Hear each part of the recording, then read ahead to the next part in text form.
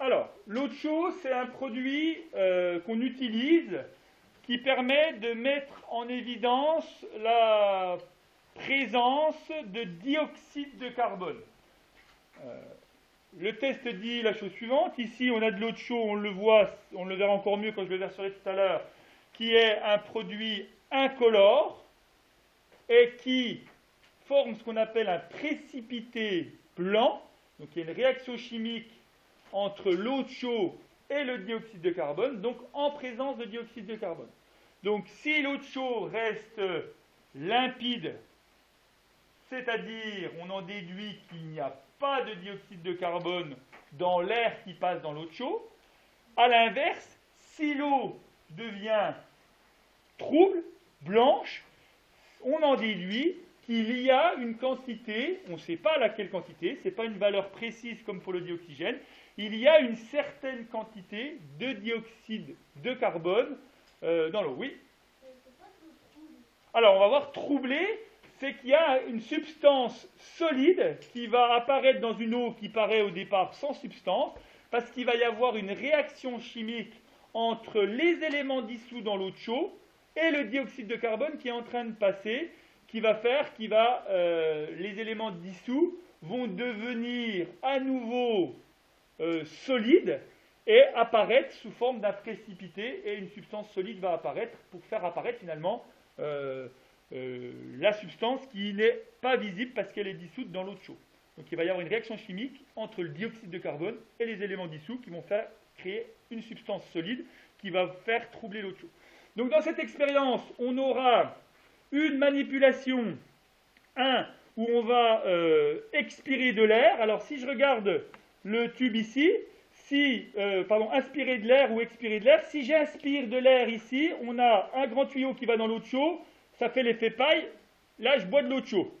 Donc cette expérience-là ne permettra pas d'inspirer, mais elle permettra bien d'expirer de l'air. Donc ça sera notre manipulation 2, alors que dans celle-là, si je regarde la paille elle reste sous le bouchon ici, donc si j'inspire, de l'air va rentrer par le tuyau qui est ici, va passer par ici, va aller dans l'eau de chaud et va remonter par là pour passer dans l'air. Donc cette expérience-là permettra de tester l'air inspiré, donc c'est-à-dire l'air de l'environnement, qui d'après ce qu'on a vu sur le cours sur l'atmosphère, contient très peu d'eau de chaud, de dioxyde de carbone, pardon.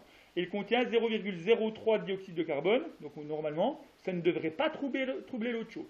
Ici, on va donc pouvoir souffler ici, l'air va aller dans l'eau de chaud et va ressortir par ce conduit-là dans l'environnement. Donc première chose à faire, c'est mettre de l'eau de chaud qui soit au contact des deux tubes longs. Donc j'ouvre ici, hop, je mets de l'eau de chaud ici, qui est un produit, on va le voir, limpide. Voilà. Je peux mettre ici, je vérifie que mon tube va bien au contact de l'eau de chaud, ce qui est le cas. Je remplis dans le deuxième. Oui Alexandre, je t'écoute.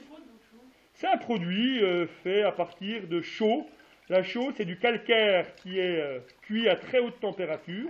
Et quand on met de la chaux au contact de l'eau, il y a une partie de cette chaux qui se dissout. Ensuite, on filtre le surplus. Et donc, certains éléments de cette chaux qui sont dissous sont contenus dans de l'eau de chaux. Et ici, c'est pareil, ça touche.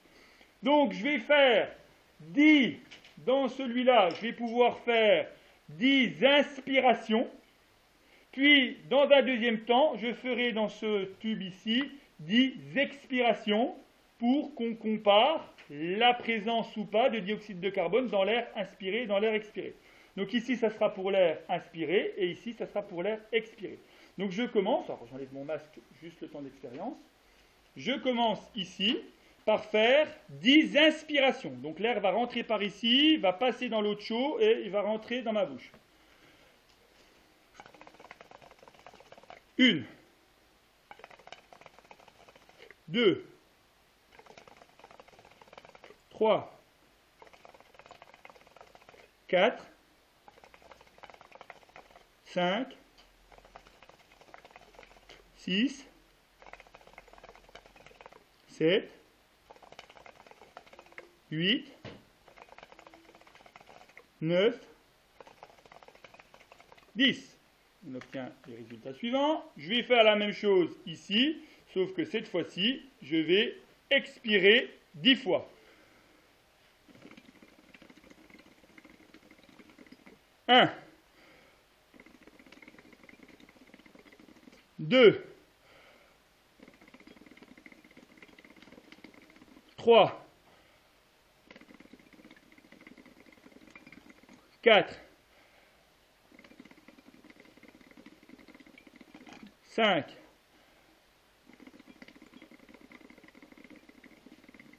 6,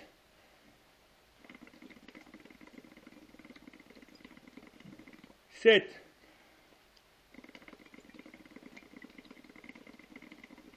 8, 9,